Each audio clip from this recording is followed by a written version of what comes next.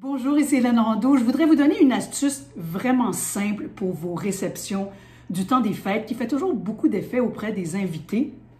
Effet visuel, mais aussi effet en bouche.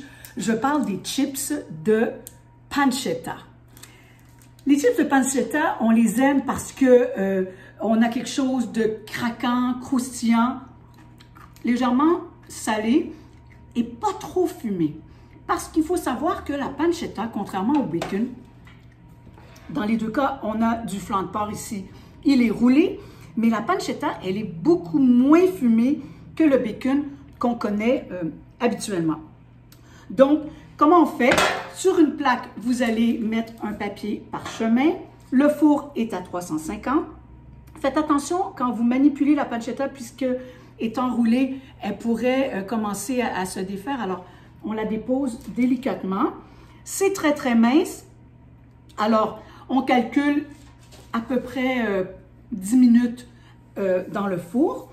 Et vous pourriez faire de même avec le prosciutto. Le prosciutto, lui, c'est aussi du porc, mais on a affaire à un jambon cru, séché, cru.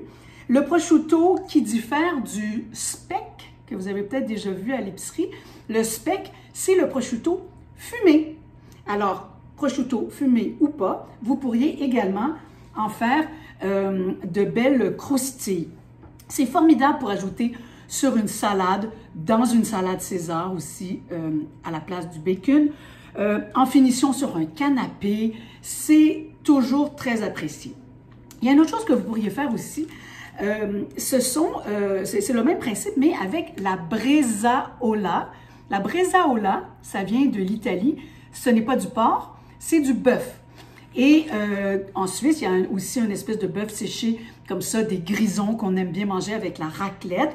Alors, on pourrait également en faire des chips. On pourrait aussi ajouter sur de la baguette une belle tranche de fromage fontina, un fromage qui vient du nord de l'Italie dans le Piémont, ou un fromage de votre choix, et ajouter sur notre fromage deux belles tranches de bresaola, de notre bœuf ici. Envoyez ça au four et le bœuf deviendrait aussi croustillant sur le fromage qui serait, lui, fondant. Dernier conseil, lorsque vos croustilles vont sortir du four, elles ne deviendront pas croustillantes comme ça. Elles doivent d'abord refroidir. Ensuite, avec une spatule, vous les défaites délicatement et vous vous régalez. Bonne journée!